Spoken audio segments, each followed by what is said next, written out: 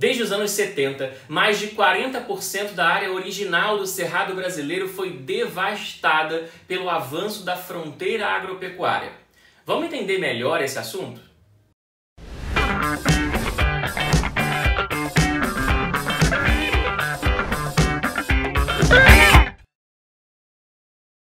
Nesse vídeo nós vamos conversar sobre o avanço da fronteira agropecuária brasileira e as suas consequências sobre o nosso território. E para começo de conversa, é preciso entender o significado dessa palavra, fronteira.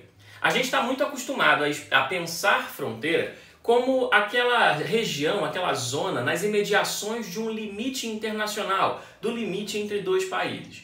Mas para o que a gente vai conversar aqui hoje, a gente precisa pensar em fronteira com outro significado. Fronteira no sentido da incorporação do novo, do avanço sobre o desconhecido.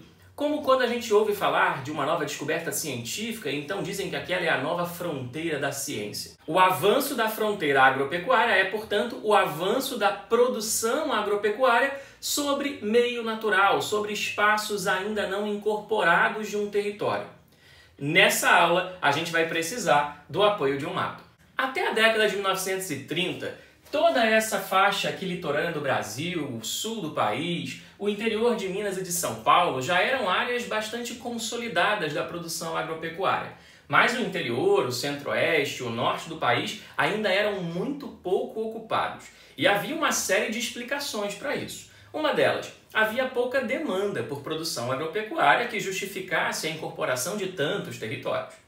Uma outra, não havia infraestrutura de circulação que interligasse essas regiões do país às demais áreas de ocupação mais consolidada, de população mais densa. E, fundamentalmente, não havia condição de produção, porque grande parte do solo do interior do país, do Cerrado brasileiro e da Amazônia, são solos ou muito pouco férteis ou muito ácidos, que inviabilizam a produção agropecuária. Mas a partir dos anos 40 e 50, a gente vai começar a observar um avanço tímido do que a gente chama de fronteira agropecuária. Aqui, para o sul do atual Mato Grosso do Sul, para as margens da região centro-oeste. Um movimento ora espontâneo, ora estimulado pelo governo de incorporação de algumas terras dessa região. Mas é a partir dos anos 60 que a gente vai observar um avanço mais expressivo da fronteira agropecuária brasileira. E aí a gente precisa entender o motivo por trás disso. Na verdade, não é um motivo só. Por um lado, a gente vai ter o aumento da demanda e a gente vai ter, sobretudo, o que a gente já falou num outro vídeo aqui do canal, que é a Revolução Verde.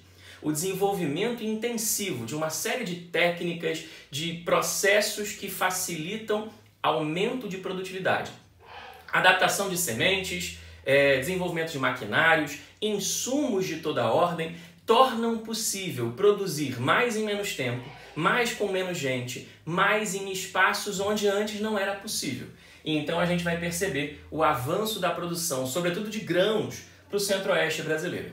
Um outro motivo importante nesse contexto é a criação de Brasília, em 1960. A transferência da capital do Rio de Janeiro para o meio do Brasil, para a região centro-oeste, vai trazer uma série de interesses para essa região. A implantação de infraestrutura, estradas conectando o centro-oeste a várias outras partes do Brasil, ou seja, torna mais possível produzir no centro-oeste. E as terras do Cerrado ofereciam duas vantagens importantes. Elas eram muito mais baratas, porque eram áreas de incorporação recente, e elas eram planas, elas eram e são planas.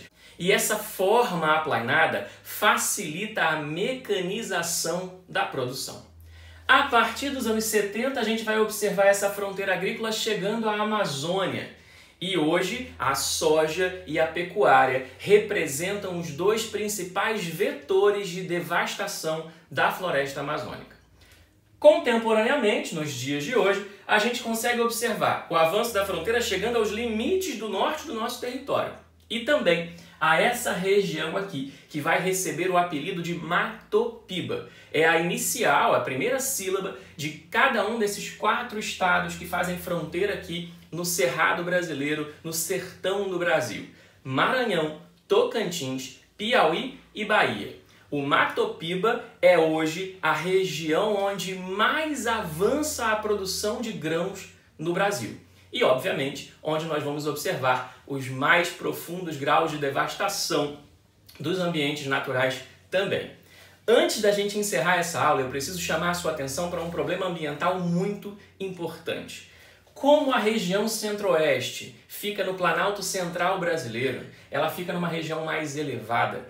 Grande parte dos rios, dos afluentes que abastecem quase todas as bacias hidrográficas do Brasil nascem lá. O avanço da fronteira agropecuária para o centro-oeste, desde os anos 60, 70, tem aumentado muito o uso de agrotóxicos. A infiltração desses agrotóxicos no solo atinge o lençol freático, contamina os rios, e esses rios vão levar essa contaminação para todas as bacias hidrográficas do Brasil. É como se alguém tivesse subido na caixa d'água e colocado veneno lá. Todas as torneiras da casa começam a receber parte daquele veneno, e isso é um problemão.